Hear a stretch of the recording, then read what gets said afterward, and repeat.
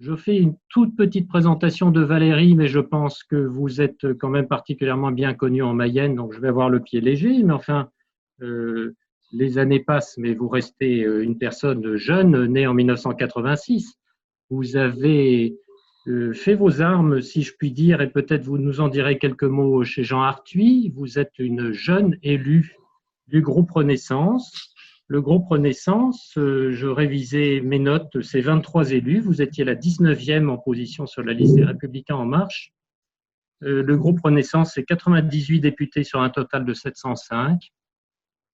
Et vous avez hérité, si je puis dire, de très très belles fonctions puisque vous êtes titulaire de la commission du budget, membre de l'équipe de négociation du cadre financier pluriannuel. C'est du jargon, mais un jargon très très important pour les Bruxellois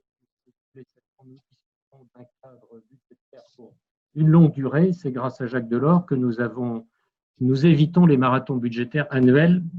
Et vous êtes un des 4 rapporteurs, rapportrices sur la question fondamentale des ressources propres que vous allez nous expliquer à nouveau. Et donc, le budget touche à tout. Il touche aussi au verdissement de la PAC, il touche à l'ensemble des politiques.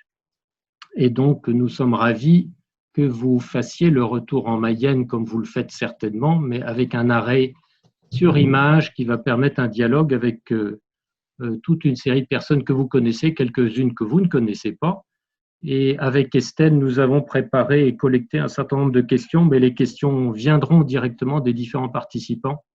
Donc, on suggère de faire circuler la balle, je dirais, dans un ordre que nous avions, sur lequel nous avions réfléchi, qui va vous faire prendre des questions assez générales sur le rôle du Parlement européen, et puis ensuite un peu plus spécifiques sur les questions budgétaires, sur la PAC, et puis nous garderons à la fin des questions plutôt sur le lien avec les citoyens et le retour à ce qu'on pourra faire dans l'avenir ici dans les différentes maisons de l'Europe. Nous allons essayer de rester gardiens du temps et du temple, donc il est 7h10, et donc de se dire que sur chacune des questions, eh bien, chacun ayant présenté sa question, on essaie de travailler sur chacune de ces questions pendant 5 minutes environ. Mais bon, dans l'immédiat, je vais vous donner la parole et peut-être pour quelques mots d'introduction dans une semaine qui n'est quand même pas comparable à d'autres, qui est une semaine d'actualité où vous avez le nez sur le guidon du budget. Et nous, dans le contexte français, on est tout de même très, très affligés par les attentats qui ont eu lieu récemment, la question de la liberté d'expression qui a elle-même donné lieu à une prise de position du président du Parlement européen, et puis naturellement ce deuxième confinement qui commence, donc une période relativement anxiogène qui nous entoure. Et peut-être voulez-vous commencer par rebondir sur tous ces éléments de contexte pour nous donner un petit mot d'encouragement et nous expliquer aussi quel est le contexte dans lequel vous travaillez actuellement. Et vérifier que votre carte de visite est assez complète aussi, la compléter. Merci Olivier, merci Michel. Merci de votre invitation. Vraiment, je suis très heureuse. Évidemment, j'aurais préféré qu'on se voit en vrai, mais par défaut, on se voit quand même derrière des écrans. Et je suis heureuse en plus de voir beaucoup de visages connus. Et bien sûr, alors, dans mon esprit, je suis là pour répondre à vos questions et c'est tout l'intérêt que de pouvoir avoir un échange sur les différents sujets qui vous préoccupent. Oui, la situation est extrêmement préoccupante. Et j'aimerais avoir des éléments d'information extrêmement positifs à vous donner, mais malheureusement, on est tous sidérés. On a été sidérés par la première vague du Covid quand elle est arrivée. Je crois qu'il y a encore de la sidération. Il y a beaucoup d'inquiétudes qui sont partagées. Et on est face aujourd'hui à 3 crises, en France et en Europe. La crise sanitaire, la crise économique et la crise des valeurs. La crise des valeurs, je le dis de manière plus large parce qu'on est touché de manière inégale en Europe. Mais il y a un soutien large, particulièrement en France, effectivement, avec ces attentats terroristes. Hier à Nice, ou avant-hier, pardon, à Nice, il y a 10 jours, un professeur qui a été attaqué, assassiné pour assumer son métier, qui est un métier d'éveil des consciences. Oui, la situation et la période est grave. elle est anxiogène, elle est inquiétante, d'autant plus quand on voit ce qui se passe en dehors de l'Europe. Alors, je dis en dehors de l'Europe, mais je pense aussi à ce qui se passe à l'est de l'Europe, avec des atteintes répétées, notamment en Pologne et en Hongrie, aux libertés fondamentales, avec des atteintes à l'état de droit qui se multiplient. Et puis, au-delà des frontières de l'Europe, on en a parlé encore, et on en parle encore, les attaques d'Erdogan, les propos indignes, abjects, ces derniers jours en lien avec les attentats terroristes et les propos très fermes du président Macron, tout un ensemble de responsables politiques ailleurs dans le monde qui ont justifié les attentats terroristes. Donc on est dans un monde incertain, dans un monde anxiogène qui nécessite qu'on fasse bloc et qu'on soit unis pour défendre nos valeurs. Alors bien sûr, il y a le fait de le dire et le fait de le traduire. Donc je pense que c'est la dimension du collectif est extrêmement importante et qu'on a chacun, à titre individuel, notre rôle à assumer en la matière. Néanmoins, je veux être optimiste et je vois aussi que grâce à la crise à laquelle qu'on va pouvoir surmonter, je l'espère, alors, on n'avait pas anticipé cette deuxième vague, mais qui aurait pu l'anticiper? On m'a posé la question tout à l'heure de est-ce que, j'avais un journaliste juste avant de vous voir, est-ce qu'on aurait pu faire mieux? Est-ce qu'en France, on aurait dû faire mieux, différemment, etc. La réalité, c'est que partout en Europe, il y a des mesures de restriction, des mesures de confinement qui ont déjà été prises ou qui vont être prises demain. Donc, il ne s'agit pas de considérer si la France a bien ou mal anticipé. La réalité, c'est que aucun gouvernement au monde, aucun responsable public au monde n'avait anticipé ce virus. Et je crois que bien malin qui peut dire aujourd'hui comment la situation évoluera et quelles sont les réponses précises qu'il faut apporter. Donc, je pense que dans une situation qu'on vit, il faut qu'on fasse bloc, qu'on soit solidaire, bien sûr.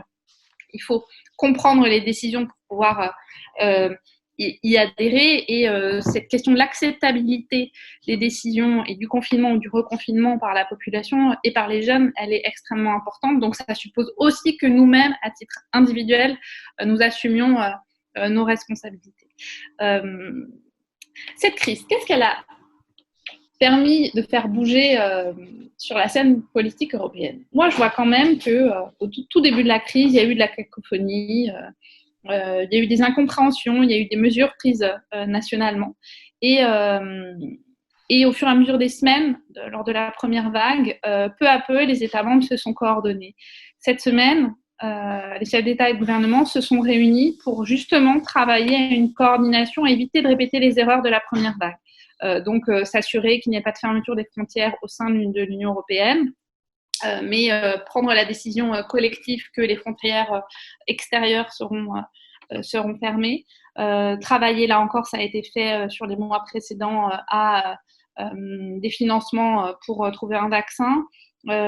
Travailler aussi à l'interopérabilité des applications de traçage tous anti-Covid et les autres qui existent partout en Europe. Donc, il y a des mesures qui sont prises, aussi des critères communs de qualification de la crise sanitaire. Donc, tout ça, ce sont des avancées. Et puis, il y a des avancées aussi fondamentales sur des dossiers qui étaient historiquement portés par la France. Quand on parle de souveraineté alimentaire, de souveraineté technologique, d'indépendance géostratégique, tout ça, c'était des gros mots pour un certain nombre de pays au sein de l'Union européenne. Et grâce à la crise, malheureusement, même si elle emporte beaucoup de drames avec elle, grâce à la crise, il y a une bonne partie des États, notamment au nord de l'Europe, qui ont accepté d'avancer sur cette question de la souveraineté européenne et qui acceptent de considérer qu'il faut changer, il faut relocaliser certaines industries, il faut avoir une PAC plus ambitieuse pour pouvoir garantir notre souveraineté alimentaire. Ça, ce sont deux exemples que je vous donne qui sont dans l'actualité des débats européens. Et puis, il y a ce fameux emprunt de 750 milliards d'euros, ce plan de relance qui a été conclu entre les chefs d'État et de gouvernement au mois de juillet, qui est absolument inédit et qui était inimaginable encore au mois de mars, au mois d'avril. Avant la crise, il y a deux Il y a eu 2 négociations dans le rapport au Conseil en juillet, entre les chefs d'État et de gouvernement. Il y a eu 2 négociations. La négociation du plan de relance et la négociation du budget pluriannuel, le cadre financier pluriannuel. Et en fait, le plan de relance, en gros, c'est le budget pour les temps de crise, pour faire face à la crise, le budget pour les temps extraordinaires. Et le budget pluriannuel, c'est le budget ordinaire avec les programmes qu'on connaît bien, la politique agricole commune, Erasmus, la recherche, etc. etc. Donc, il y a eu un accord historique pour avancer sur cette question du plan de relance. Avant la crise Covid, et même au tout début de la crise Covid, on voyait, moi j'étais consternée quand je voyais des ministres des Finances s'échanger des noms d'oiseaux parce que, d'ortieux, parce que les Néerlandais considéraient que, ou les Nordiques considéraient que les États du sud de l'Europe ne savaient pas gérer leur argent ou dépenser leur argent pour des futilités. Non. C'était totalement caricatural, mais ça a eu lieu. Les esprits se sont apaisés et on a fini par trouver une solution.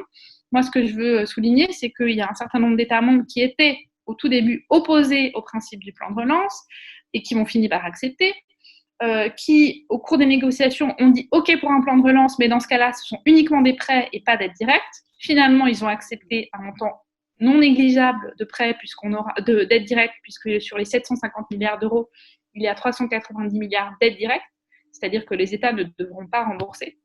Et ça, c'est vraiment l'esprit de la solidarité.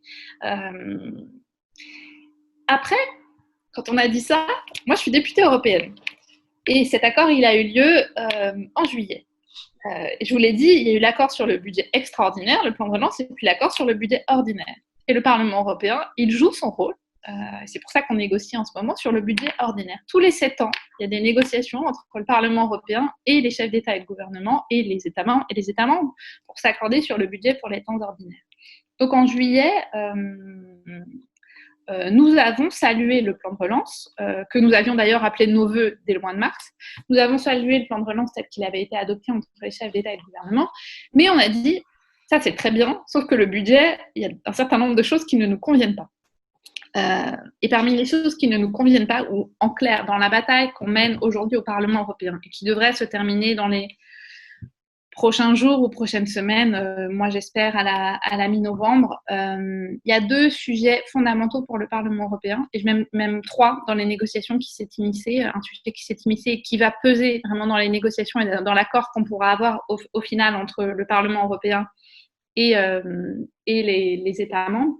Le premier, c'est on considère qu'il y a des programmes phares de l'Union européenne qui doivent être renforcés, sur lesquels on doit mettre plus d'argent que ce qui a été acté en juillet entre les chefs d'État et de gouvernement. C'est par exemple Erasmus, c'est la recherche, c'est la défense, c'est les migrations, le Frontex par exemple pour les gardes-corps européens. Et c'est le fameux programme santé qui vient d'être créé et qui a été, il y avait des lignes santé dans le plan de relance telles que proposées initialement et les États membres les ont réduites à 0. Donc on a un argument supplémentaire pour dire il faut absolument renforcer ces programmes-là et absolument renforcer le programme santé qui est nouveau, et dans la crise qu'on connaît, on ne peut pas justifier d'avoir si peu de crédits sur le programme santé. Aujourd'hui, c'est 1,7 milliard. Donc, on essaie de renforcer, on essaie d'avoir plus d'argent sur cette ligne-là. 1,7 milliard, c'est à la fois beaucoup et c'est pas grand-chose. Donc, on espère qu'on va avoir un peu de renforcement. C'est entre nous le sujet le plus difficile dans les négociations. Donc, je négocie pour le Parlement européen. Je représente on est 5 à représenter 705 députés européens, et on négocie avec la présidence, avec l'ambassadeur allemand qui représente en ce moment les États membres. Les négociations sont très, très difficiles. Vraiment, c'est très compliqué. Avec peu d'ouverture, ce qui rend les marges de manœuvre difficiles. Alors, on essaie de trouver des solutions techniques pour trouver un accord et mettre tout le monde d'accord. Premier point. Là, pour la bonne compréhension de tout le monde, effectivement, vous êtes à un croisement particulièrement difficile parce que la santé est super prioritaire et en même temps, beaucoup de gens disent que halte là, rien n'est inscrit dans le traité qui vous donne beaucoup de compétences dans le domaine de la santé. Effectivement, oui, oui, oui. Néanmoins, on essaie on essaie alors, je crois que moi, ce que je trouve très intéressant dans entre guillemets, la bulle européenne, et ce que je trouve très intéressant dans les négociations qu'on mène aujourd'hui, c'est qu'il faut être extrêmement créatif, imaginatif, inventif pour arriver à faire passer, à faire pousser en fait des politiques. Et bien sûr, la santé n'est pas une compétence assumée par l'Union européenne dans les traités. Et j'espère qu'après la conférence sur l'avenir de l'Europe, on pourra avoir des évolutions sur ce point-là. Néanmoins, il y a quand même un programme qui a été créé et donc on essaie de le renforcer du mieux qu'on peut, tout en respectant effectivement les traités. Mais on trouve des moyens de le faire et je constate que quand les États membres et la Commission ont envie d'avancer sur un sujet, subitement, ils sont plus créatifs. Alors que quand ça vient de nous, on nous dit non, impossible, juridiquement, ça n'est pas possible, etc. J'ai encore des exemples. Et puis après, ils reviennent vers nous en nous disant tiens, on a eu cette idée-là, c'était plutôt intéressant et on a trouvé une solution juridique. Bon, l'essentiel, c'est que ça avance. Voilà pour le premier point. Deuxième point des négociations, et c'est celui que je porte vraiment à titre personnel, c'est celui des ressources propres. Ça fait des années que le Parlement européen dit, et d'ailleurs dès 2018, le Parlement européen avait dit nous ne donnerons pas notre accord sur le budget pluriannuel en 2019 sans avancer sur les ressources propres. Pourquoi c'est important pour le Parlement européen? Parce que on voit qu'à tous les 7 ans, quand les chefs d'État et de gouvernement arrivent à la table des négociations pour négocier le budget pour la période qui suit, donc là en l'occurrence on négocie le budget pour la période 2021-2027. Au passage, je le dis souvent, le budget c'est pas une série de chiffres, c'est la traduction d'ambition politique. C'est pour ça que la négociation elle est d'autant plus importante aujourd'hui. On parle d'un grand paquet de 1800 milliards d'euros, c'est beaucoup, mais il faut que ça se traduise concrètement avec des actions concrètes au plus près et au service des Européens. Et donc, quand les chefs d'État et de gouvernement arrivent à la table des négociations, même les plus pro-européens arrivent avec les contraintes nationales qu'ils doivent porter. Et donc, même les plus pro-européens arrivent à la table des négociations et regardent combien il met au pot commun et combien il reçoit du pot commun. C'est presque un réflexe qu'on peut comprendre. Demain, avec des nouvelles ressources propres, on pourra sortir de cette logique comptable et s'assurer que les chefs d'État et de gouvernement, quand ils négocieront bien en ayant en tête la valeur ajoutée des politiques européennes et pas combien ils vont récupérer en termes budgétaires et financiers du projet européen commun. Et si je peux me permettre, grâce au Covid, on va faire un bond énorme sur cette question des nouvelles ressources propres. En début d'année encore, honnêtement, en début 2020, je n'aurais pas imaginé qu'on aurait pu obtenir ce qu'on est en train d'obtenir sur les ressources propres dans les négociations qu'on est en train de mener aujourd'hui. Alors, pourquoi ?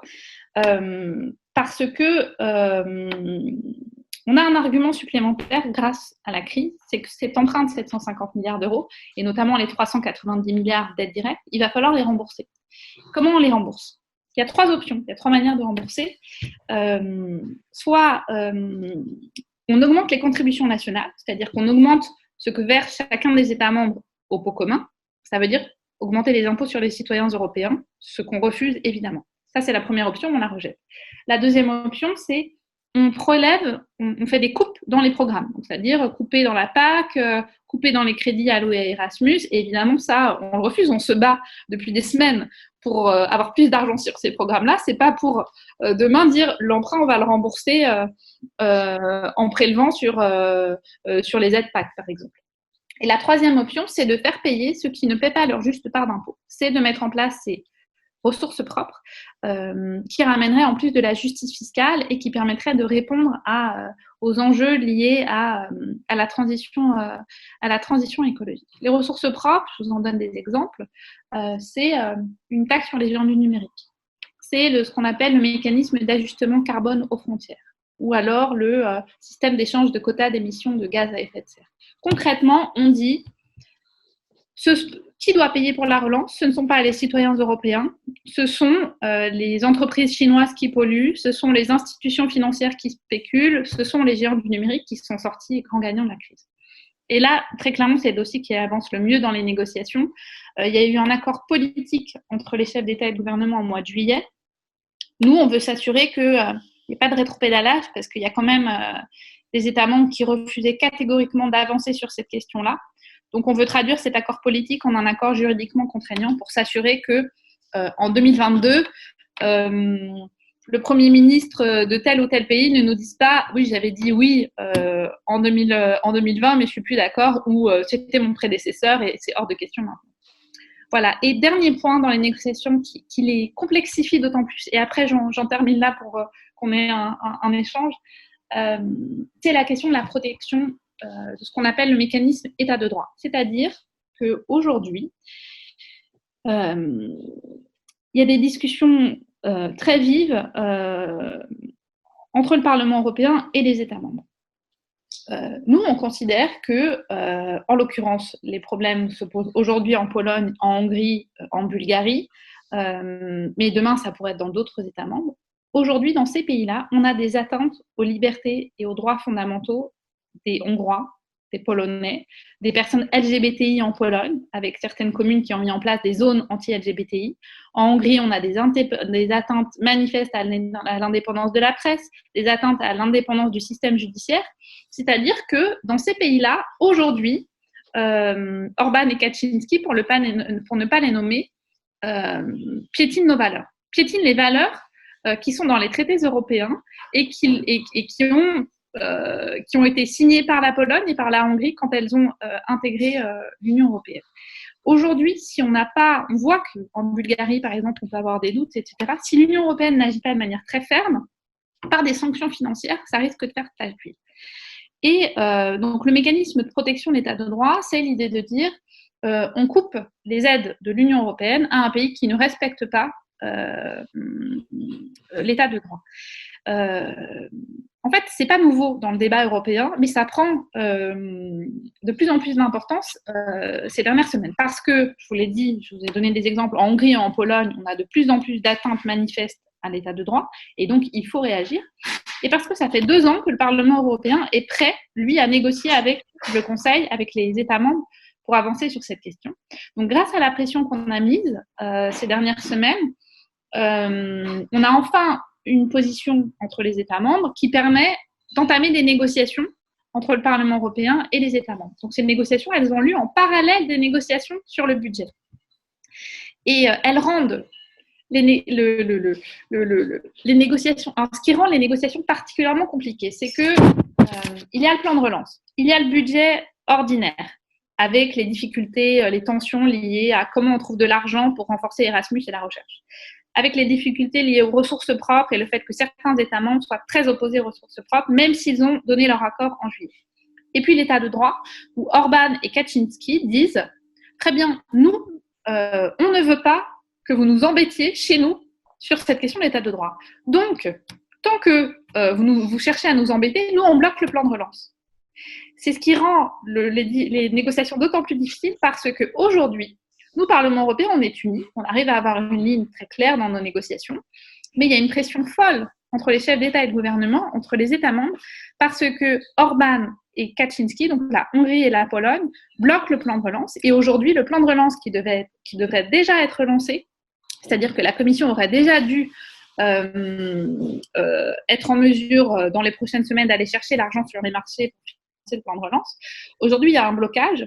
Et c'est ce qui rend les négociations difficiles et un peu inextricables parfois. Donc, il faut qu'on trouve un moyen, de terminer les négociations sur le budget pluriannuel et sur le mécanisme état de droit, et ensuite qu'au sein des États membres, ils règlent leurs affaires pour convaincre Orban, Kaczynski d'accepter le fruit des négociations et de enfin respecter la question de l'état de droit.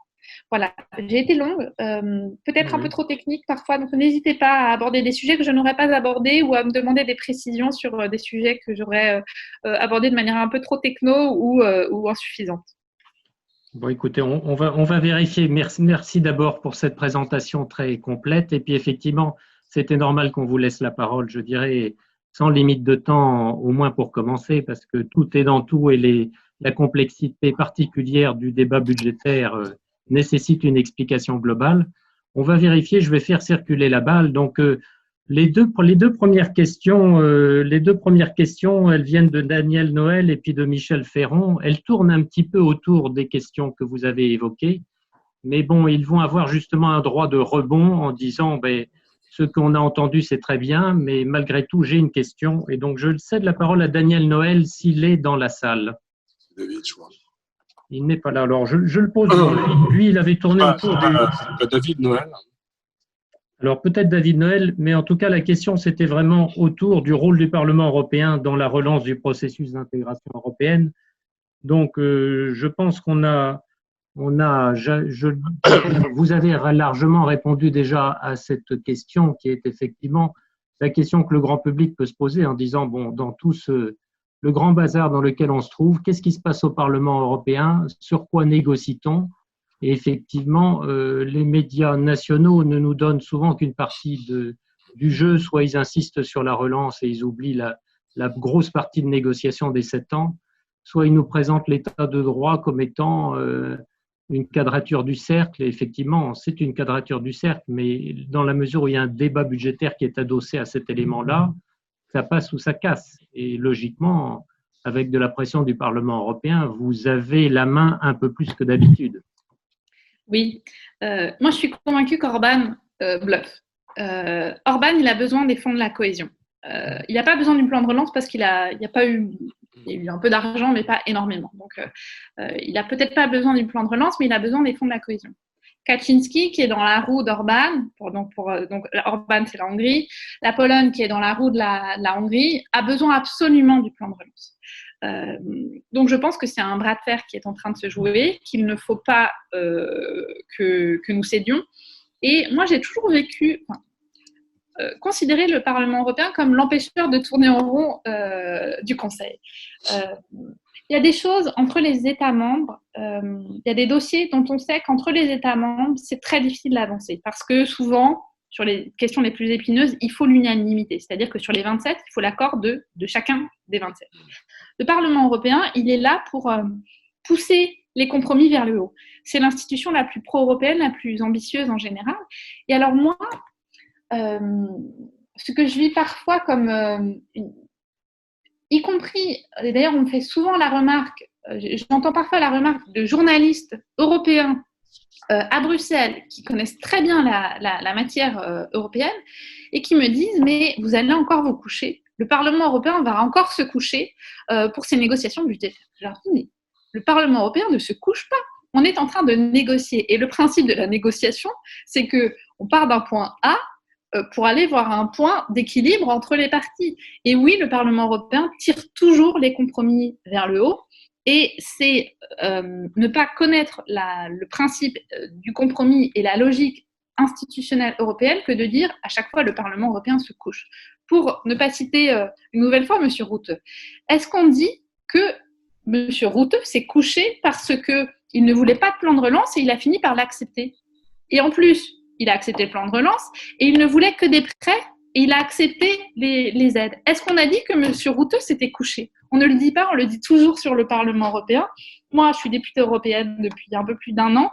Je négocie, on n'a pas terminé les négociations. Je sais que je n'aurai pas tout ce que je demandais dans les négociations, c'est le principe. Donc, on essaie de tirer au maximum vers le haut. Ce que je trouve très intéressant aussi, alors sur la question de l'état de droit aussi, je reviens, pardon, je pense qu'on a l'opinion publique avec nous sur la question de l'état de droit, sur la question des ressources propres, même si c'est plus difficile d'accès. Je pense qu'on a l'opinion publique avec nous et il y a aussi une réalité qui est que souvent, le discours, je parlais des journalistes tout à l'heure, le discours qui est véhiculé par les médias, c'est souvent le discours qui est transmis par les représentants des États membres au Conseil. Et il y a toujours cette volonté de décrédibiliser l'action du Parlement européen qui serait une institution qui n'étant pas aux responsabilités ne serait pas responsable. Alors là, je m'inscris totalement en faux là-dessus. On a l'opinion publique avec nous et grâce à nous, on obtient des accords qui sont plus ambitieux que ce qui pourrait être issu du Conseil. Et un dernier point sur la manière dont je vois comment le Parlement européen fonctionne aujourd'hui. Le Parlement européen, après les élections de l'année dernière, a été largement remanié. Avant 2019, il y avait deux principaux groupes politiques qu'on appelle le PPE et le SND. Donc le PPE, c'est la droite modérée et les SND, les socialistes. Et ils étaient majoritaires à eux deux. Et donc, ils s'entendaient entre deux. Et puis, quand ils avaient un accord entre deux, souvent des accords un peu mous et pas extrêmement ambitieux, tout roulait et ils ne considéraient absolument pas les autres groupes politiques. Aujourd'hui, le Parlement européen est totalement différent. Mon groupe politique est charnière, on est 98. Les majorités ne se font pas sans nous. Et donc, le PPE et le SND sont obligés de faire des compromis avec nous et en plus, sur un certain nombre de sujets, sont obligés de faire des compromis avec les Verts, avec lesquels on a une proximité sur un certain nombre de sujets. Donc, les lignes bougent et je vois aussi mes collègues qui sont élus depuis 1 ou 2 mandats déjà, je les vois bousculés par ce nouveau Parlement européen. Sur tout un tas de sujets, leur logique, c'est de dire on n'obtiendra pas ce qu'on veut, donc on ne le demande pas parce qu'on va pas être, on va décrédibiliser. Sur les ressources propres, par exemple, mon co-rapporteur est PPE, son 3e mandat. Je l'ai poussé pour qu'on soit ambitieux dans les négociations. Au début, il m'a dit non, on ne va pas demander ça parce que les États membres nous le refuseront et donc on ne va pas être crédible. J'ai poussé, j'ai insisté, je lui ai dit il faut absolument qu'on demande parce que si on ne demande pas, on n'aura pas. Il m'a dit ok, on demande, mais on n'aura pas. Et au final, alors je ne vais pas aller dans les détails, mais juste pour vous expliquer la logique, ce qu'on est en train d'obtenir aujourd'hui sur les ressources propres, par exemple, c'était inimaginable il y a 6 mois. Donc les lignes bougent, le Parlement européen est différent, il est plus éruptif à certains égards, mais il est plus ambitieux et il montre un peu plus les muscles, ce qui permet d'avoir des textes et des ambitions plus fortes au service des Européens. Bon, là, vous êtes en train de répondre par anticipation à la question de Michel Ferrand, mais je vais laisser la parole à Michel Ferrand. Et puis après, on va essayer de travailler sur des dynamiques de questions-réponses, sur des petits blocs de 5 minutes. Voilà. Oui. C'est un excellent exercice d'anticipation que vient de faire Valérie, en effet. J'ai retrouvé là la réponse à ma question que j'avais posée. Elle était en apparence politicienne, mais elle ne l'est pas. Vous venez de le démontrer. L'examen des nouveaux rapports de force qui passent donc par des étiquettes, des bouleversements d'appareils aussi, montre bien que les choses bougent et que les lignes sont en train de changer. Est-ce que ça veut dire pour autant, alors si Estelle pouvait réafficher ma question, parce que je l'ai encore en mémoire, mais elle était assez longue. Est-ce que tu l'as sous la main, Estelle ? La question que je l'avais posée. Sinon, moi je l'ai. Hein, c'était les questions de, bon, je viens de la mettre de changement. Elle s'affiche. Voilà. D'accord, ok. Non, mais je ne vais pas donc la rallonger, elle était déjà assez longue. En fait, tu as donc bien répondu, Valérie, à la question que je soulevais. On a bien un Parlement nouveau qui est composé d'anciens parlementaires qui ont déjà des mandats importants derrière eux. On a récemment, nous, accueilli quelqu'un qui n'est plus au Parlement, qui est donc Angélique Delahaye, qui, elle, était sur une autre mais qui appartenait, je crois, au PPE. Et je trouve intéressant qu'il y ait cette analyse et que tu nous fais bien comprendre qu'il y a une mécanique à l'intérieur des débats qui aide à cette évolution. Donc, j'estime que j'ai eu la réponse à ma question. Donc, on peut passer à une autre. Merci, Valérie. Bon, c'est bien. Moi, je fais juste la liaison parce que j'ai été longtemps à la Commission européenne. C'est vrai que le nouveau Parlement européen est un bon sujet de relatif étonnement pour des commentateurs qui pouvaient s'inquiéter d'une dispersion plus grande entre les groupes de ce que vous venez d'expliquer. C'est-à-dire que les habitudes de consensus entre deux grands blocs pouvaient se trouver en danger. Actuellement, c'est pas ce qu'on constate. Le Parlement est effectivement assez uni. Bon, après, effectivement, moi, ma pratique professionnelle antérieure me dit que, au bout d'un moment dans la discussion budgétaire, vous n'aurez pas de choix vis-à-vis du bras de fer avec le Conseil européen, mais qui ne négocie pas fermement n'a rien. Donc, vous êtes dans une logique de négociation et en plus dans un contexte exceptionnel. Exactement. Et alors là, on voit l'enjeu sur ces négociations, c'est d'être unis jusqu'au bout. Et on voit là qu'il y a Par exemple, les sociodémocrates commencent à être un peu plus fébriles, on le voit, parce que l'Italie et l'Espagne ont absolument besoin de ce plan de relance. Et donc, les gouvernements vont mettre une pression folle sur mes collègues députés européens.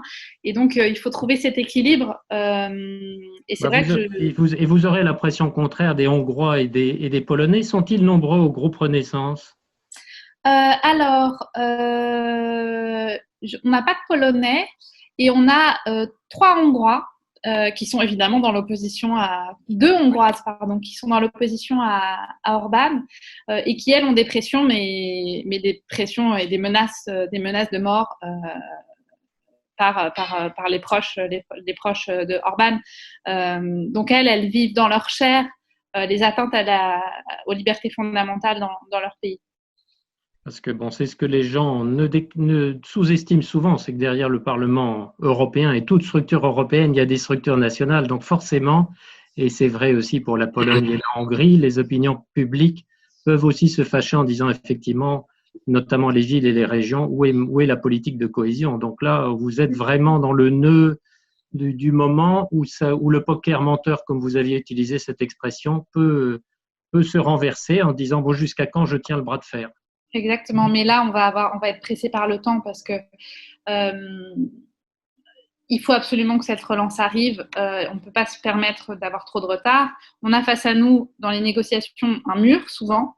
Donc, j'espère que la semaine prochaine, les lignes vont bouger. Bien sûr, il faut que chacun fasse un pas. Et jusqu'à présent, sur les ressources propres, les États membres ont fait beaucoup d'efforts. On attend des efforts supplémentaires sur un autre sujet, mais ça va dans le bon sens et j'espère qu'on finira à la mi-novembre.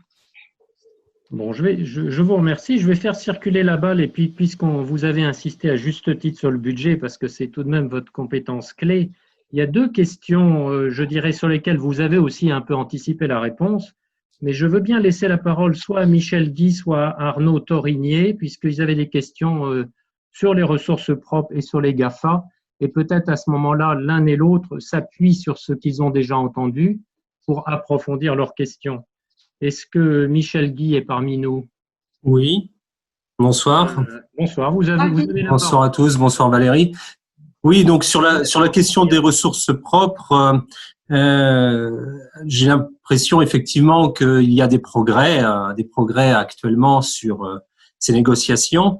Ces négociations sont vraiment de nature à changer l'opinion publique concernant le sentiment d'impuissance qu'on a souvent à travers des accords de libre-échange, on a l'impression que les pays tiers, les continents peuvent faire un peu n'importe quoi sur le marché européen.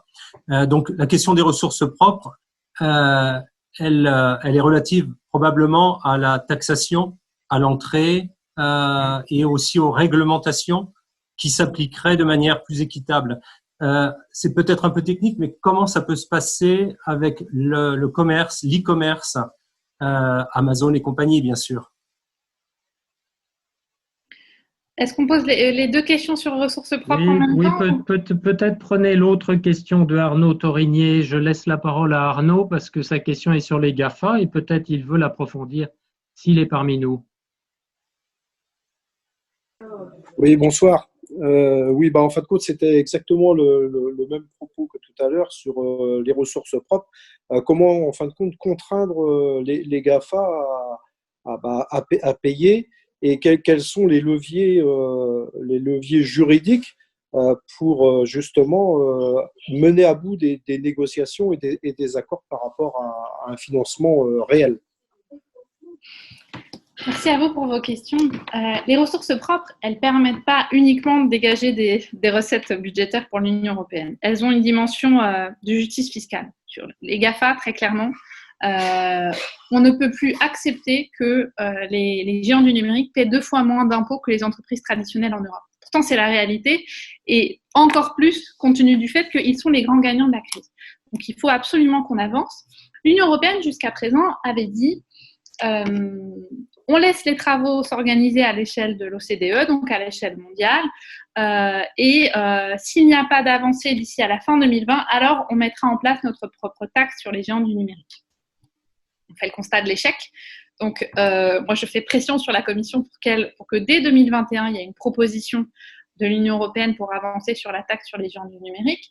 Et je pense même que si on arrive à trouver une taxe sur les géants du numérique à l'échelle de l'Union européenne, on sera plus fort pour aller négocier à l'échelle mondiale pour avancer sur cette question-là. C'est presque même du bon sens pour moi. Comment on fait payer les GAFA ? Mais ils font des menaces aujourd'hui, ils font du chantage, mais la réalité, c'est qu'ils ont besoin du marché européen. C'est le marché le plus riche. 500 millions de consommateurs riches. Donc, ils ont besoin de notre marché. Et là, c'est le bras de fer qu'il faut organiser. Sur le mécanisme, ce qu'on appelle, Guy, le mécanisme d'ajustement carbone aux frontières, là encore, on envisage de récupérer des recettes, mais il y a un double effet. C'est-à-dire que on va répondre ou limiter ce qu'on appelle les fuites carbone. C'est-à-dire les entreprises qui vont produire à l'extérieur de l'Union européenne parce que ça coûte moins cher ou parce que les normes environnementales sont moins élevées et qui vont ensuite ramener leurs produits en Europe. Ça, avec le mécanisme d'ajustement carbone aux frontières, demain, on pourra appliquer un tarif douanier pour rééquilibrer les prix, pour à la fois protéger nos entreprises, c'est-à-dire que les entreprises qui produisent en Europe à des coûts plus élevés parce que le coût salarial est plus élevé, parce que les normes environnementales sont plus élevées, pour rétablir un équilibre par rapport aux produits qu'on importe qui viennent de zones en dehors des frontières européennes. Donc, on rétablit de la justice. On exporte nos normes parce que moi, je suis convaincue, je fais partie de ceux qui sont convaincus que l'Union européenne a la possibilité, la capacité et le devoir d'avoir des standards élevés en matière sociale, environnementale et de chercher à les exporter. Et si on est précurseur en la matière, il n'y a pas de raison que les autres continents ne nous suivent pas. Donc là, très clairement, dans les négociations qui ont lieu aujourd'hui, celles que je mène, on n'est pas dans la technique sur quelles seront les modalités d'application de la taxe carbone aux frontières, de la taxe sur les géants du numérique, de la taxe sur les transactions financières, etc. etc. On n'est pas dans ces éléments techniques. Moi, ce que je négocie avec les Allemands, c'est de dire c'est une obligation de moyens. J'insiste sur l'obligation. C'est pas une obligation de résultat parce que à la fin, c'est les parlements nationaux qui vont décider de mettre en place ou pas une nouvelle ressource propre. Le processus qu'on est en train de négocier avec les États membres, c'est de dire vous vous engagez juridiquement, vous êtes obligés de répondre à un processus pour chacune des ressources propres dont on parle. Ça veut dire que sur la taxe sur les géants du numérique, on oblige la Commission à faire une proposition avant juin 2021. D'ici à juin 2021. Et pour la taxe carbone aux frontières, c'est le même calendrier. Donc, taxe sur les géants du numérique, taxe sur les mécanisme d'ajustement carbone aux frontières, la Commission doit faire une proposition avant juin 2021. Ensuite, les États membres doivent décider sur la base de cette proposition avant juillet 2022. Et ensuite, ces ressources propres doivent être mises en œuvre au 1er janvier 2023. Ça veut dire que sur 2 ans, donc la Commission doit accélérer son travail de proposition. Et sur 2 ans, il faut qu'il y ait des négociations entre les 27 États membres pour arrêter les modalités techniques de chacune de ces nouvelles ressources propres. C'est ambitieux, mais c'est réaliste. Et pour que ces nouvelles ressources propres soient vraiment réalité, il faudra passer par un vote par les parlements nationaux. Ce sera encore un travail de conviction et d'explication. Parce que, évidemment, dans les négociations, aucun État membre ne peut dire « oui, je m'engage à ce que mes parlementaires nationaux disent oui à un mécanisme d'ajustement carbone aux frontières ». D'abord, les situations politiques auront peut-être changé, puis il y a un principe d'indépendance, évidemment. Et ensuite, tout dépendra des modalités qui seront négociées. Donc, ça nous promet encore quelques semaines et quelques mois d'intenses négociations. Là, vous êtes sur un sujet passionnant, compliqué, d'assez longue durée, à dimension européenne et internationale, parce qu'il faudra voir aussi qu'est-ce qui sort des élections américaines et de quelques autres éléments très fondamentaux sur les GAFA. Il faut espérer un bon alignement de planète. Oui. Bon, il y a beaucoup de complications, mais il y a aussi des opportunités qu'il faut saisir avec cette crise. Mais vous avez raison d'expliquer le calendrier, c'est-à-dire que vous êtes élu pour 5 ans, l'année, on est à 1 an aider.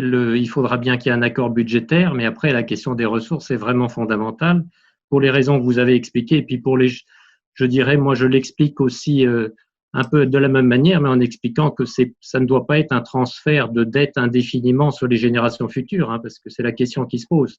Est-ce Oui. que les gens qui sont aux manettes ne sont pas simplement en train de faire de la dette pour leurs enfants et leurs petits-enfants? Oui, donc on a la réponse avec les ressources propres. Bon, écoutez, le temps passe. Je pense que je vais essayer de me replacer maintenant. Et puis, le budget est vraiment dans tout, mais nous sommes dans un contexte terriblement sanitaire lié à la santé, à la pandémie. Et donc, je vais utiliser le fait que l'un d'entre vous a posé une question sur ces questions-là. Et je vais laisser la parole à Xavier Rogue, s'il est parmi nous, qui par ailleurs est un spécialiste de jumelage, je le sais maintenant depuis les discussions cet après-midi, mais ce n'est pas des jumelages dont il va nous parler. Allez-y, si vous voulez bien. Oui, bonsoir. Alors, spécialiste du jumelage, je ne sais pas, je suis président d'un comité de jumelage local depuis… Tu as été dénoncé, je suis désolé. Hein. Tu m'as dénoncé, merci Michel. C'est pas grave. Oui, moi j'avais posé un petit peu une question qui fait suite à une question posée sur un webinaire précédent, à savoir quelle est la compétence de l'Europe en termes de santé par rapport à la pandémie. Donc on m'avait répondu qu'effectivement à cette époque-là, donc c'était en mars ou avril, l'Europe n'était pas compétente en matière de structure et de réponse collective sur les moyens à mettre en œuvre pour gérer la pandémie. Aujourd'hui, vous dites quand même qu'il y a des choses qui ont bougé un petit peu depuis et que les budgets recherche, par exemple, sont des budgets que vous tentez d'améliorer et de renforcer. La question qui était la mienne derrière ça, c'est est-ce qu'aujourd'hui, l'Europe a favorisé la recherche pour avoir une identification du virus du Covid-19 tel qu'on nous en a parlé au début de la pandémie en disant on recherche, on essaie de définir ce que c'est. Est-ce qu'il y a eu un consensus? Est-ce qu'il y a une démarche européenne qui permet de faire avancer les choses? Pas forcément en termes de vaccins ou d'élaboration de vaccins, mais surtout de connaissance du virus et de dire maintenant, quand on connaît bien, on peut trouver un traitement, on peut développer, est-ce qu'on peut trouver des compétences scientifiques pour amener à une gestion différente que celle de l'attente aujourd'hui du vaccin. On n'a que ça aujourd'hui comme espoir. Ouais. Alors, oui, l'Europe n'a pas de compétences en santé. Elle a une compétence de coordination. Elle s'organise même là. Hier, la Commission a annoncé une aide de 220, en tout cas a annoncé qu'elle mettrait 220 millions d'euros sur la table pour soutenir le transfert transfrontalier de patients en cas de saturation des hôpitaux. Donc, ce sont des éléments comme ça d'accompagnement des politiques de santé de manière transfrontalière ou alors la mise à disposition de l'achat commun de matériel, de gants par exemple, et la distribution.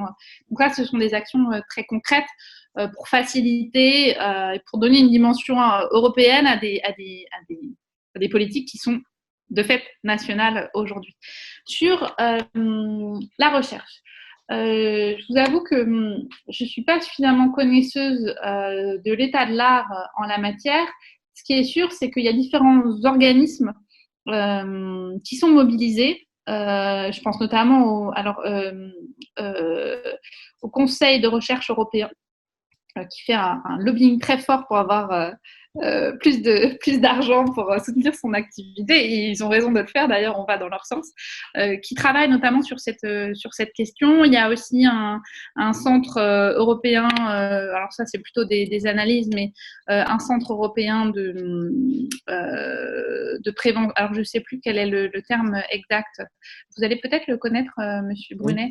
Oui, moi je peux compléter un tout petit peu en disant que j'ai découvert à l'occasion de cette pandémie des choses que je ne savais pas, que par exemple, et je pense que c'était la crise du SRAS qui avait fait que l'Europe, ça n'a été très peu expliqué, mais a mis en place un centre européen. Alors je pense que c'est d'études ou d'analyse des maladies, centre européen, et j'ai jamais le titre, qui est basé à Stockholm et qui est en train de prendre du poil de la bête parce qu'on dit mais que bon sang de bonsoir, nous avons déjà quasiment une agence européenne capable de suivre l'état de santé, plus des choses qui existent. Il y a une agence européenne du médicament, il y a une agence européenne des drogues à Lisbonne. on a fait un peu un paysage, et c'est très curieux parce qu'on n'a pas de compétences fortes, vous avez raison, mais en même temps, de temps en temps, on a pris des initiatives, et puis dans ces initiatives, on voit qu'elles manquent de poids, elles manquent de budget, elles manquent de compétences, mais on a une base. Maintenant, pour nos participants, effectivement, vous avez raison aussi de souligner que la recherche, par contre, est une compétence sur laquelle il y a un élément de coopération et de compétence au niveau européen. Donc, dans un budget recherche qui est tout de même le troisième budget européen, l'accent a toujours, la santé a le poids principal parmi les thématiques d'Horizon 2020. Et donc, là-dessus, c'est toujours difficile à expliquer. Et puis, moi, je ne suis pas un scientifique pur et dur, mais d'expliquer comment des programmes de recherche vont apporter la solution, et typiquement au vaccin. Mais c'est tout de même parce qu'on a des programmes européens de recherche qu'on peut espérer trouver un vaccin au niveau européen. Et donc, de mettre un budget Horizon Europe suffisant est évidemment crucial, avec une répartition sans doute assez délicate de savoir qu'est-ce qu'il faut mettre sur la recherche et qu'est-ce qu'il faut mettre dans le programme santé en tant que tel, que vous connaissez mieux que moi, parce que je pense que dans le programme santé, on va mettre des éléments qui ne sont pas de la recherche. Oui, alors aujourd'hui, le débat sur les questions budgétaires est extrêmement important parce que vraisemblablement, quand on demande plus d'argent, il faut qu'on soit lucide, on a gagné et on va gagner beaucoup sur les ressources propres qu'on ne pourra pas gagner sur tous les tableaux. Et donc, on va avoir des renforcements, des crédits supplémentaires, mais pas énormément. Et la recherche, c'est un budget, Horizon, c'est un budget de 80 milliards. Si on a quelques milliards en plus dessus, ce sera vraiment bien. Ça n'aura pas d'efficacité réelle, parce que quand on rajoute 1 milliard sur 80, c'est toujours 1 milliard de plus, mais ce n'est pas ce qui va faire changer fondamentalement le budget recherche. Et le budget santé, en lien avec ce qui avait été proposé, effectivement, c'est comment on coordonne davantage et mieux les politiques à l'échelle de l'Union européenne, comment on approvisionne, etc., etc. Donc, c'est plutôt du concret, entre guillemets, sur l'accompagnement des politiques publiques de santé assumées au niveau national. Ça va faire partie des négociations importantes qui auront lieu une fois que les enveloppes budgétaires seront calées. Je ne peux pas anticiper ce qu'on obtiendra en plus sur la santé, mais on est à 1,7 milliard. Si on obtient un doublement, je pense que c'est bien. Et là encore, je ne sais même pas si on pourra obtenir un doublement en la matière. Il y a beaucoup à faire. Sur les vaccins, l'Union européenne a déjà anticipé, a signé des accords d'achat anticipés avec différents laboratoires, en espérant que les vaccins soient disponibles, efficaces en début d'année prochaine. Donc, c'est pour les différents accords, c'est pour notamment un avec 3 laboratoires, c'est 1 milliard d'euros pour pouvoir en distribuer, s'ils sont efficaces, aux Européens les plus fragiles dans un premier temps. Bon, sur la réponse santé, en tout cas, j'encourage aussi nos auditeurs à continuer à nous suivre dans les webinaires, puisque le 3 novembre, nous recommençons notre série avec une thématique qui est typiquement santé, recherche, quoi de neuf au niveau européen. Et nous sommes abonnés, si je puis dire, au groupe Renaissance, puisque c'est votre collègue Véronique Trier-Lenoir qui interviendra, de même qu'un collègue de la Commission européenne et un chef de service au CHU d'Angers. Oui, n'hésitez pas, je vous invite vraiment à suivre ce webinaire parce que Véronique est tout à fait compétente, d'abord en fonction de son métier, et elle suit depuis le début du mandat cette question de la santé, et c'est elle qui a appelé à une Europe de la santé avant même la crise Covid, et son appel s'est révélé ô combien nécessaire et à propos compte tenu du contexte. Bon, on va plus faire trop de publicité parce qu'on est presque au maximum des 100 participants que nous espérons pour le 3 novembre. Mais donc, ça cartonne parce que c'est un sujet vraiment d'actualité. Mais au passage, je fais le lien avec ce que vous disiez précédemment sur la diversité des parcours des parlementaires européens. Dans la préparation du webinaire, j'ai été très étonné aussi de voir quelqu'un qui a une fonction politique, mais qui a eu toute sa carrière dans le monde hospitalier. Donc, c'est aussi une société civile représentée au Parlement européen. Totalement. C'est ce qui… alors, la société civile est représentée au Parlement européen. Nous, quand on a constitué notre liste, quand la liste Renaissance a été constituée, il y avait cette préoccupation aussi d'avoir une représentation de la société civile. Véronique est cancérologue, Jérémy, mon collègue, est agriculteur. Ils n'avaient jamais fait de politique avant et c'est aussi en ayant des profils comme ceux-là qu'on est plus riche et qu'on fait avancer des dossiers parce que le Parlement européen, c'est de la politique, mais c'est aussi beaucoup faire avancer des dossiers sur le fond. Et le plus on a de compétences, le plus on est efficace. Bon, merci. Alors, je suis un peu le gardien de l'heure. Il est 20 heures. En réalité, on a pris les questions pour l'instant les plus complexes, les plus budgétaires, les plus proches de vos centres de gravité. Je vous annonce un peu la couleur sur ce qui nous reste. Il y a des questions sur l'agriculture et le verdissement de la PAC. Il y a des questions sur le Brexit. Et puis, on va garder les questions les plus, je dirais, non pas les plus faciles, mais peut-être les plus soft pour la fin, qui sont les relations entre l'Europe et les citoyens. Mais je fais un arrêt sur image avec ma collègue Estelle pour vérifier tout de même, Estelle, qu'il n'y a pas entre-temps des demandes pressantes sur tel ou tel sujet pour ne pas l'oublier. Si Estelle, tu veux intervenir 1 minute pour nous dire s'il y avait d'autres questions que nous ne devrions pas oublier. Non, je pense que c'est bon, sauf si quelqu'un veut prendre la parole pour poser une question. Eh bien, alors à ce moment-là, je vais dérouler la suite. La suite va être en fait la parole à Dominique Landé. Si Dominique Landé est là, il ou elle, je ne sais pas, a une question sur l'agriculture. Et puis on est en Mayenne, alors tout de même, budget plus agriculture, et puis c'est un sujet d'actualité. Oui. Une bonne question sur la PAC ne peut pas nous faire de mal. Tout à fait, bonsoir à tous à nouveau. Vous parlez ma question porte sur la PAC, vous parlez de l'Europe qui accompagne, notamment qui relance l'économie. Ma question porte sur l'Europe qui protège l'économie, et notamment par rapport à la PAC, comme exemple. On propose donc une évolution vers un pilier plus vert, qui est une nécessité. Mais quelle est la réciprocité pour les produits que nous importons? On voit des pays d'Amérique, voire d'Asie, qui vont quitter ou qui quittent les accords de Paris. Alors, comment l'Europe va protéger l'économie en général et l'agriculture et l'agroalimentaire en particulier? Ah, vaste sujet. Et là encore, Dominique, sur un sujet comme celui-là, les lignes bougent. Il y a 10 jours, le Parlement européen a adopté, dans un texte qui ne concernait pas spécifiquement les accords commerciaux, le Parlement européen a adopté le fait que l'accord Mercosur, donc avec le Brésil notamment, ne pourrait pas être ratifié en l'état. Ce en l'état, il est extrêmement important parce que ça change la donne. Et d'ailleurs, c'est dans le précédent Parlement européen, sans doute qu'on n'aurait pas pu faire bouger les lignes. Et cet amendement, il a été déposé par Marie-Pierre Védrenne, qui est députée européenne de Mont. Je fais la pub pour ma délégation, mais c'est la réalité aussi, qui est députée membre de ma délégation, membre du groupe Renew. Et en fait, pour être tout à fait honnête, quand elle l'a déposé, donc ça faisait partie de nos engagements de campagne, le respect des accords de Paris, le fait de dire il faut la réciprocité et arrêtons d'être naïfs dans la mondialisation et nos normes, nos standards, on doit les exporter, donc refuser que des produits qui ne respectent pas nos normes entrent sur notre marché.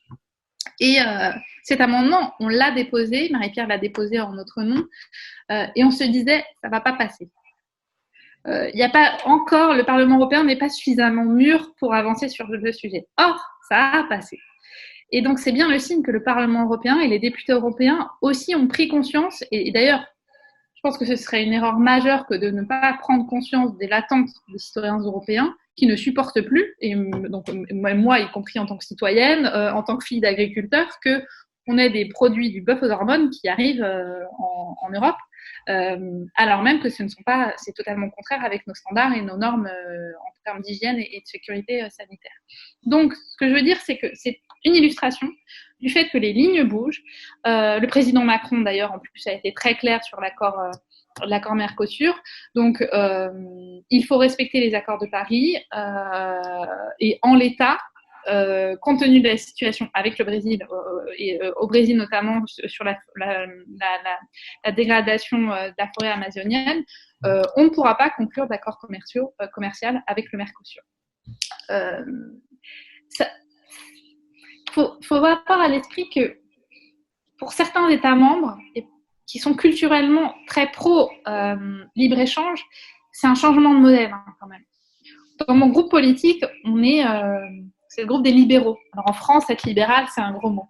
Au Parlement européen, c'est pas un gros mot, et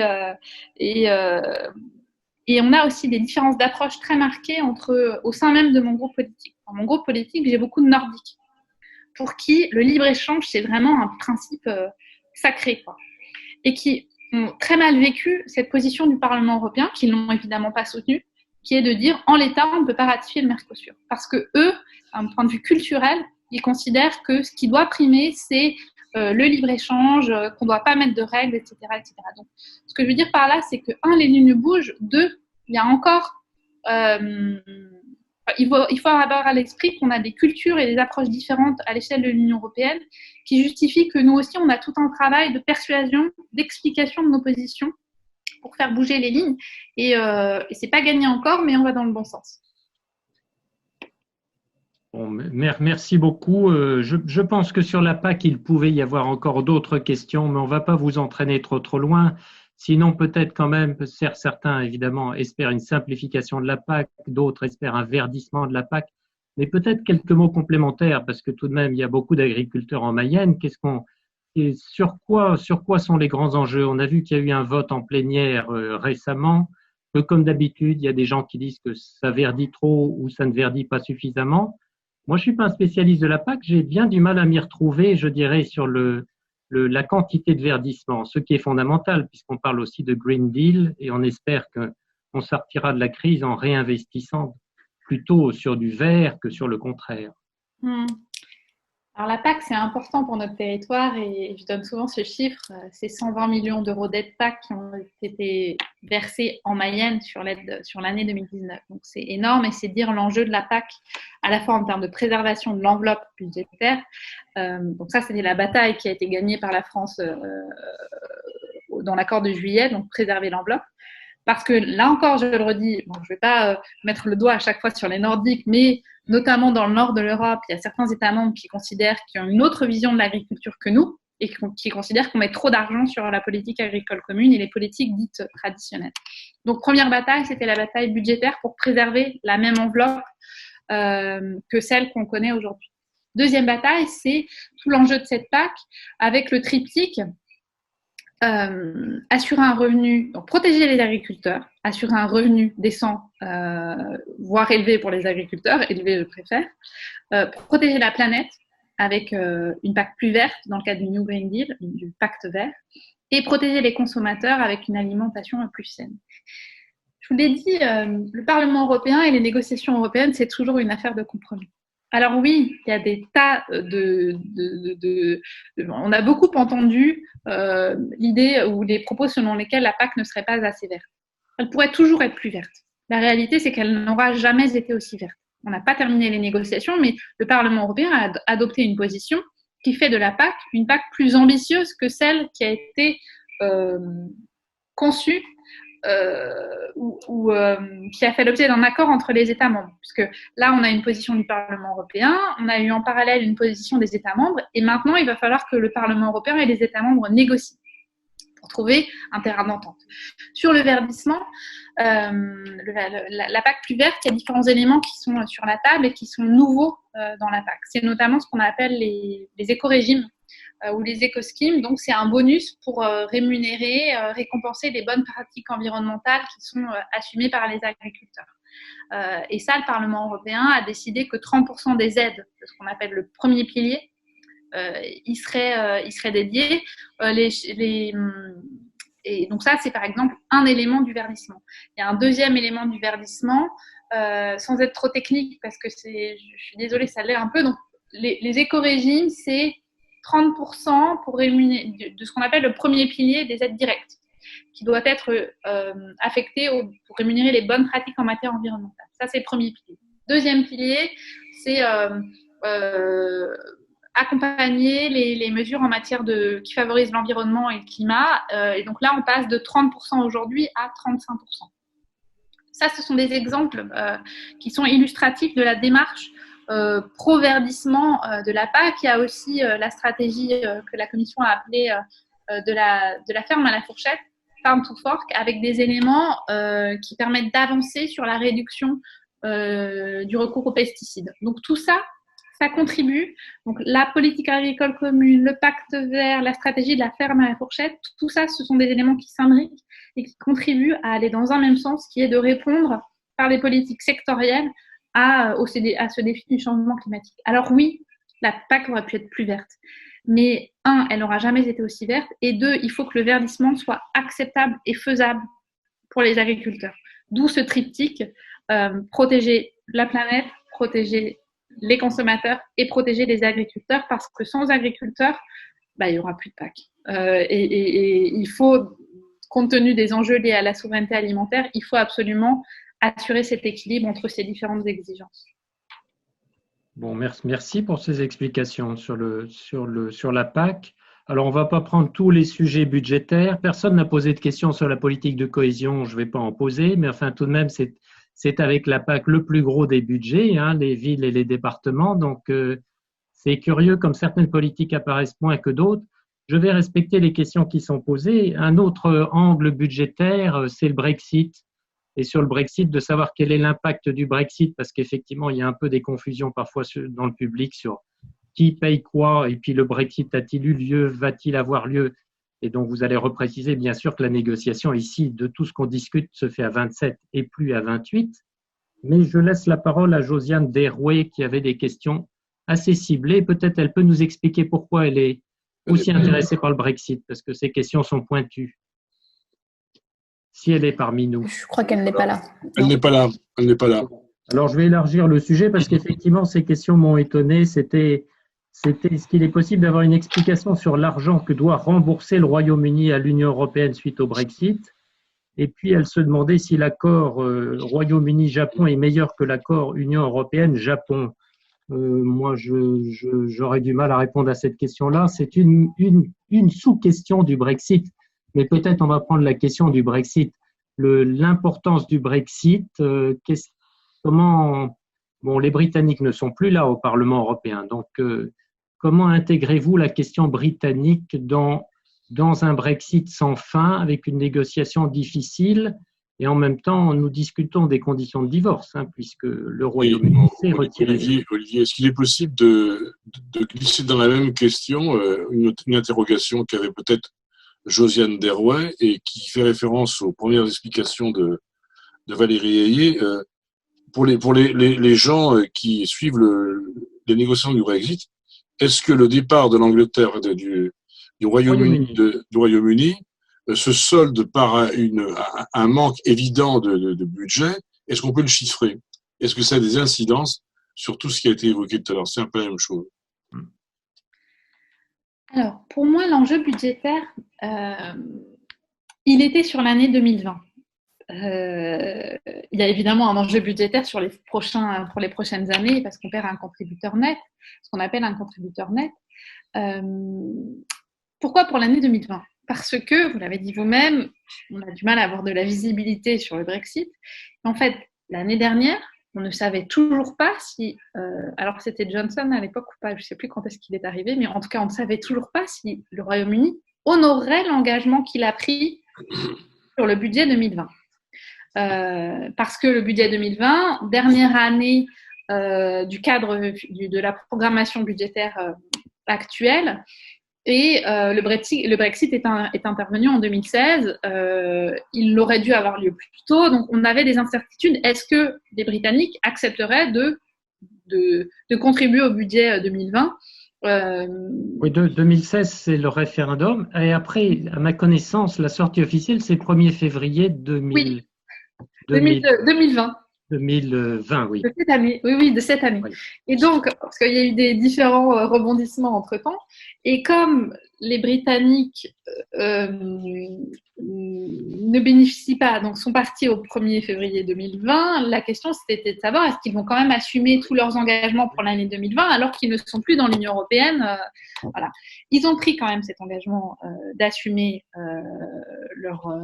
leur dû, et ça en fait c'était la vraie interrogation, parce que sur la prochaine programmation, quand la Commission européenne a fait sa proposition. Dans la bulle européenne, il y a 3 organes, 3 institutions majeures, c'est la Commission européenne, le Parlement européen et le Conseil qui représente les chefs d'État, les États membres. C'est toujours la Commission européenne qui fait sa proposition. Et après, le Parlement prend une position, le Conseil prend une position et les 2 institutions négocient ensemble. Et la Commission s'était déjà projetée sur une proposition budgétaire sans le Royaume-Uni. Et donc, dans la projection budgétaire, ça n'a pas posé tant de problèmes parce qu'on a pu l'anticiper. Et j'ai tendance à dire, dans les négociations qu'on vit aujourd'hui, les Britanniques ne sont plus là. C'était les acteurs les plus difficiles dans la négociation, mais ils ont été remplacés. Vraiment, je ne voudrais pas à chaque fois te montrer du doigt, et surtout pas toi, d'ortieux, mais les Britanniques ont été remplacés par les Néerlandais et par les frugaux. Et donc, on a retrouvé un acteur autour de la table des négociations qui est extrêmement difficile aux affaires. Sur le Brexit, les difficultés tiennent vraiment aux négociations sur l'accord en cours. La question budgétaire se pose, mais pour moi, elle est anecdotique par rapport à l'enjeu sur les négociations sur les futures relations entre la Grande-Bretagne et l'Union européenne, avec trois sujets qui font l'objet de négociations extrêmement tendues depuis plusieurs mois et semaines maintenant. Ce qu'on appelle le level playing field, c'est-à-dire le fait d'avoir des règles de concurrence équitables entre les productions européennes et britanniques. La question de la gouvernance, c'est-à-dire les mécanismes de règlement des conflits. Et puis la question de la pêche, qui est le sujet le plus difficile dans ces négociations-là et qui concerne particulièrement la France, mais en fait, il y a 5 ou 6 pays qui sont particulièrement concernés parce que c'est comment on répartit les quotas et l'accès aux eaux britanniques pour les pêcheurs européens. C'est un sujet extrêmement sensible et ce que dit le négociateur et ce que disent toutes les parties prenantes européennes, c'est que la pêche ne doit pas être sacrifiée au profit d'un accord avec les Britanniques. Et de manière générale, l'esprit qui domine dans ces négociations, c'est les Britanniques ont choisi de partir. On le regrette, mais il faut que le Brexit ait lieu puisque c'est le choix des citoyens britanniques. Mais il ne doit pas se faire au détriment des citoyens européens. On a tous à perdre au Brexit, ça c'est évident. Et l'enjeu des négociations porté par le négociateur Michel Barnier, c'est d'avoir un accord qui soit le moins mauvais possible. Il ne s'agit pas de punir les Britanniques, bien sûr que non, mais c'est avoir un accord le moins mauvais possible pour les Européens pour protéger le plus les Européens. Les négociations sont très difficiles. Donc Johnson a fait un dernier coup de menton il y a 3 semaines. Maintenant, il a accepté de revenir à la table des négociations en espérant qu'on ait une issue favorable dans les prochaines semaines. Donc, la fin de l'année 2020 va être décisive à beaucoup d'égards. On n'est pas sorti de l'auberge non plus sur ce sujet-là. Et puis après, on aura comme cerise sur le gâteau la question d'éventuels Britanniques qui veulent rester dans certains programmes communautaires, mais à ce moment-là, ils devront payer évidemment pour participer encore à Erasmus, l'Horizon Europe. Oui, avec des conséquences juridiques, budgétaires qui se posent, qui vont arriver en cascade. Et oui, la Grande-Bretagne doit encore payer des fonctionnaires, par exemple, etc. Donc, la facture il y aura encore une facture. Donc, il n'est pas exclu que sur ce sujet, il y a encore un blocage à la fin de l'année. Ah bah, rien n'est pas exclu. C'est quand le délai est déjà reporté, le soit encore. Alors, normalement, pour un report, il fallait que les Britanniques le décident en juin de cette année. Si le gouvernement britannique ne se manifestait pas pour demander un report de la sortie définitive de l'Union européenne, de la sortie définitive, un report pour conclure l'accord s'agissant des relations commerciales entre l'Union européenne et la Grande-Bretagne, ça veut dire qu'au 1er janvier 2021, pas d'accord. Et Oui, à ce moment-là, évidemment, c'est ce qu'on appelle le saut de la falaise. Effectivement, on retourne sur l'Organisation mondiale du commerce et des taxes pures et dures. ouais. Donc personne n'y a intérêt. Tout le monde a intérêt à avoir un accord. Comme les Britanniques n'ont pas demandé de report, la date butoir c'est 31 décembre 2020. Et s'il n'y a pas d'accord au 31 décembre 2020, c'est le droit commun, entre guillemets, international qui s'applique. Eh bien, écoutez, à 20h20, je vais vous proposer de commencer à atterrir en douceur. Donc, je pense que nous avons encore deux questions qui sont gentilles, plus générales, assez faciles, sur lesquelles vous allez élaborer et puis donner votre coup de patte aussi mayennais. Donc, si Marie-Paule Arignane est encore avec nous, je lui laisse la parole.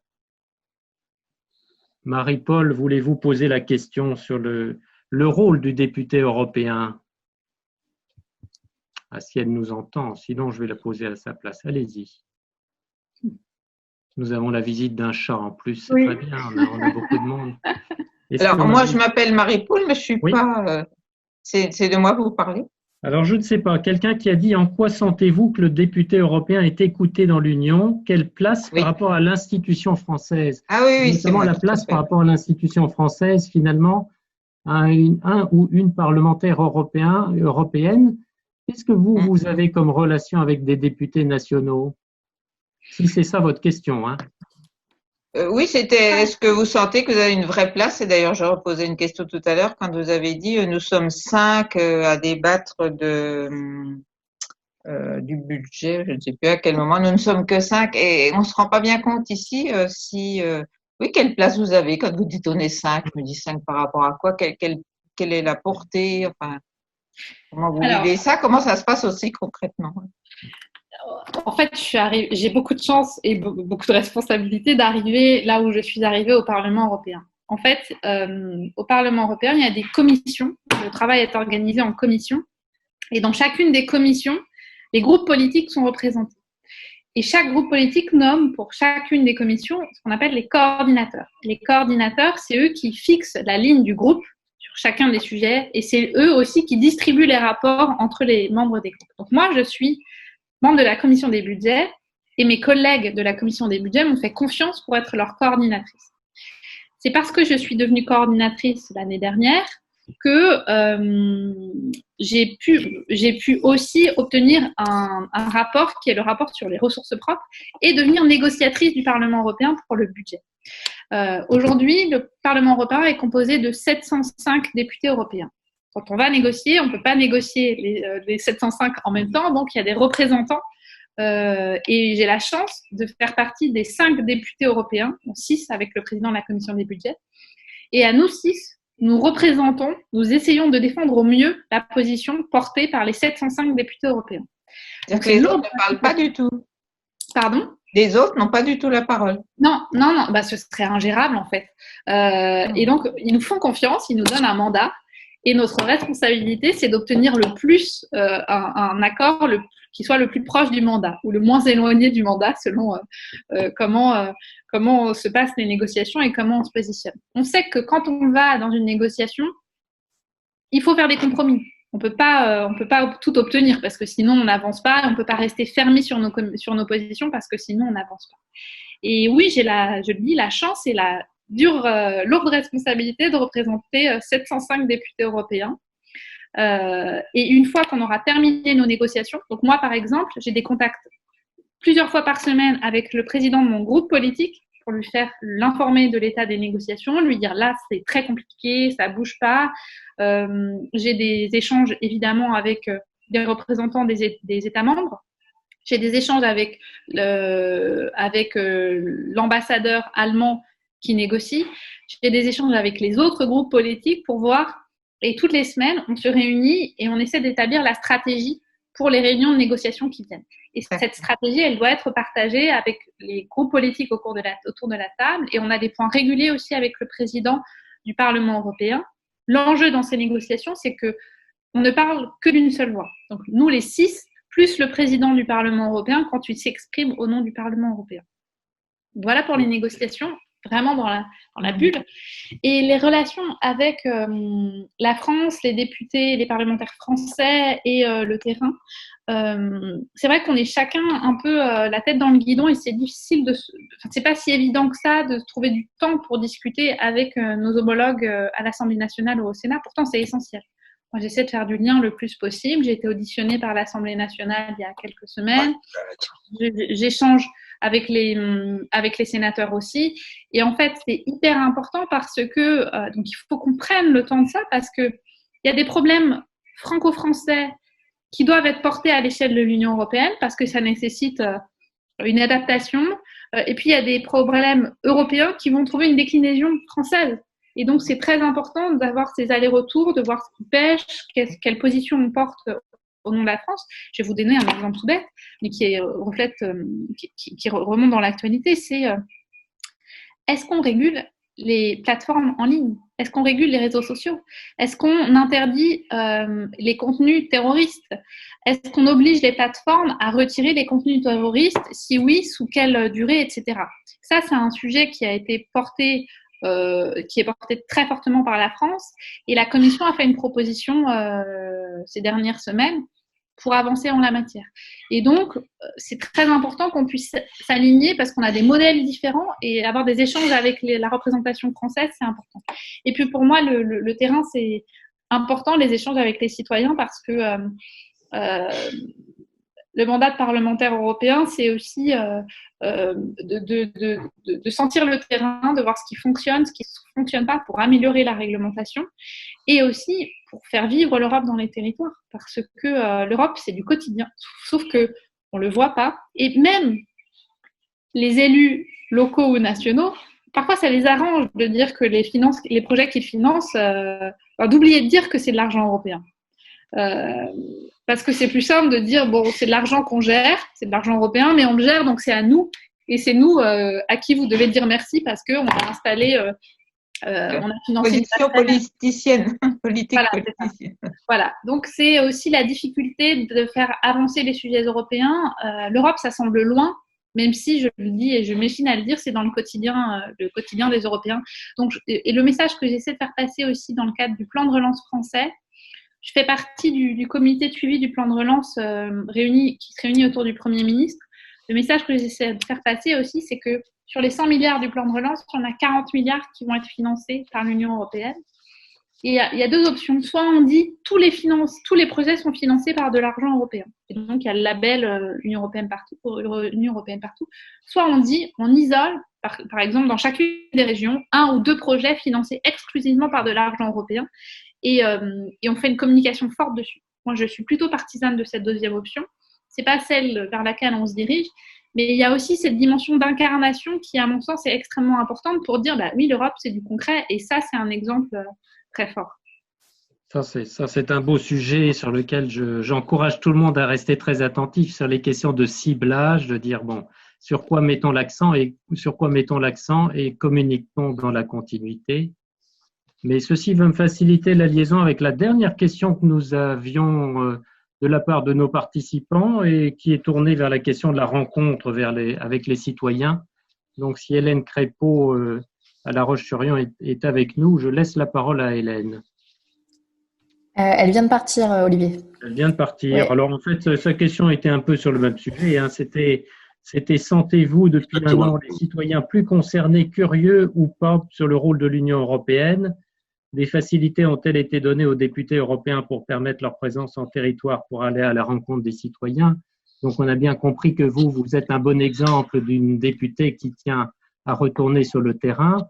Moi, de ma pratique antérieure de fonctionnaire de la Commission européenne, j'aurais tendance à dire que les députés sont à géométrie extrêmement variable, avec souvent, je dirais, de très bonnes raisons d'être très occupés de toute façon et de ne pas avoir beaucoup de temps pour revenir sur le terrain. Mais enfin, je pourrais citer de très, très bons exemples et de moins bons exemples.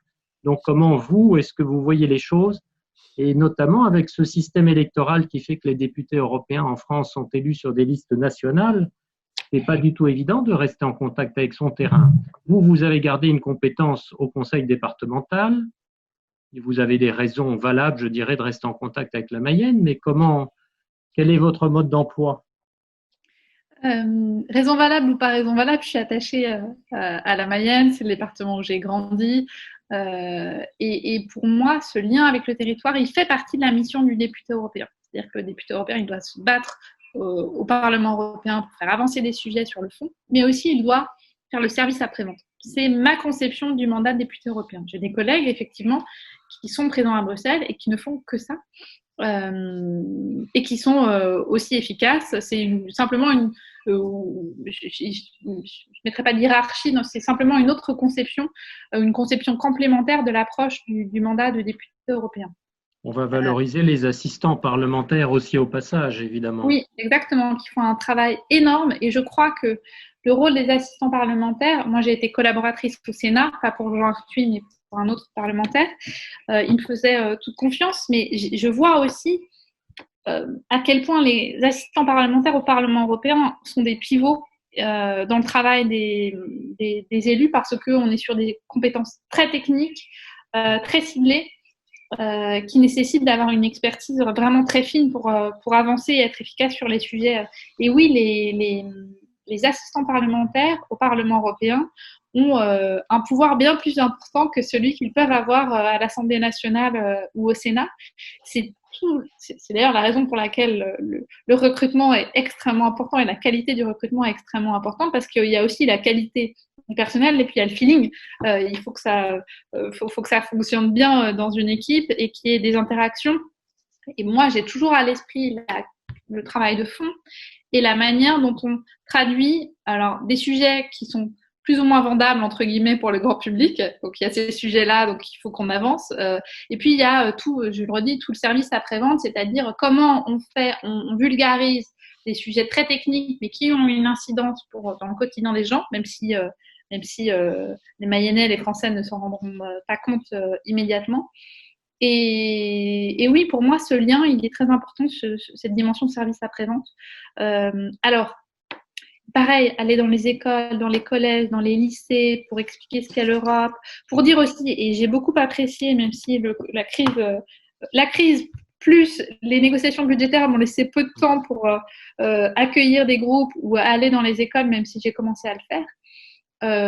Je pense que mon parcours peut aussi être intéressant pour des jeunes et j'aime aller rencontrer, à leur expliquer un peu mon parcours et à leur dire ayez confiance.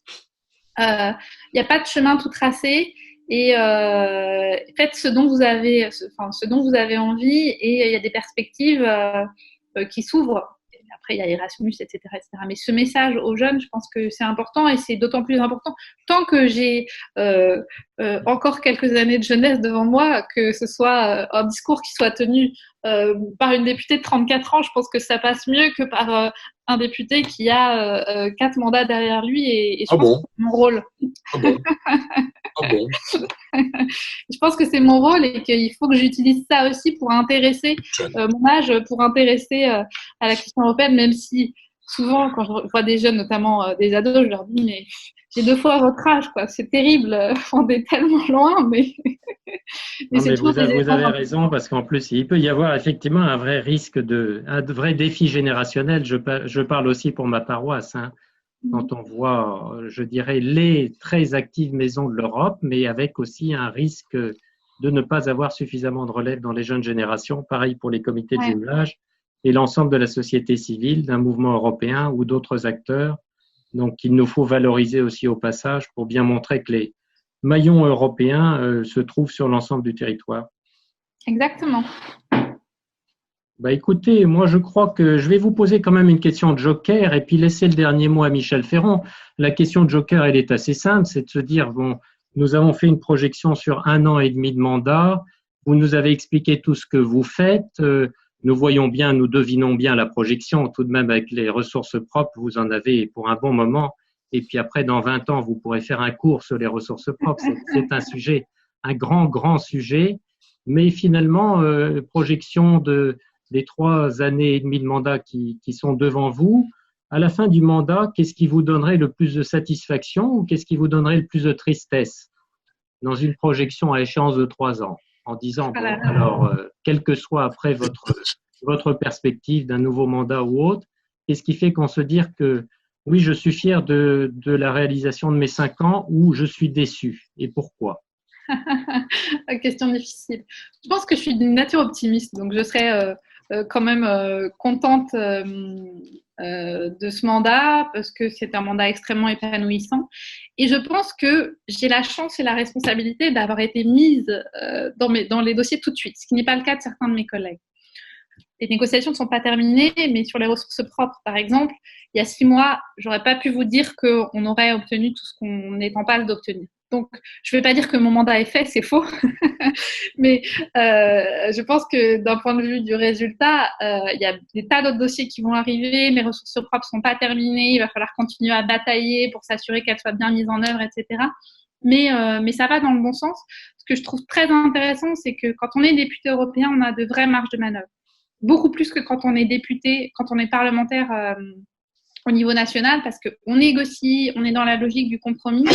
Et donc, c'est très épanouissant d'un point de vue personnel et je me sens utile, vraiment, parce que… Même s'il faut préciser que le député au niveau national a la chance de voter davantage les dépenses et les recettes. Hein.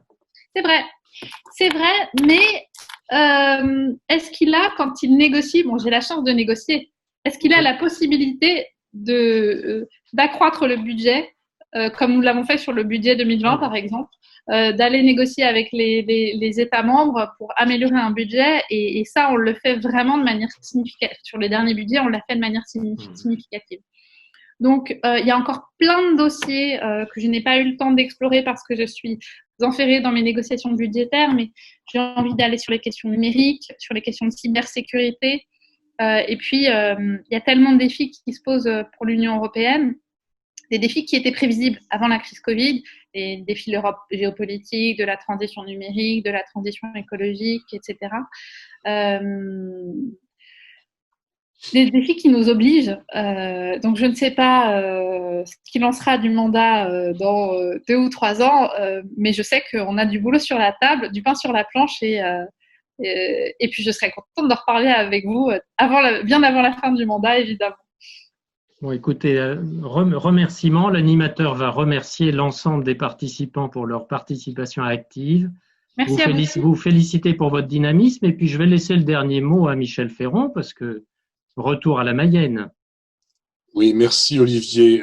D'abord, je voudrais faire 2 remarques amusantes avant d'en redevenir sérieux. La réflexion que vient de faire Valérie sur la différence générationnelle, ça lui rappellera peut-être des discussions qu'on a déjà eues ensemble.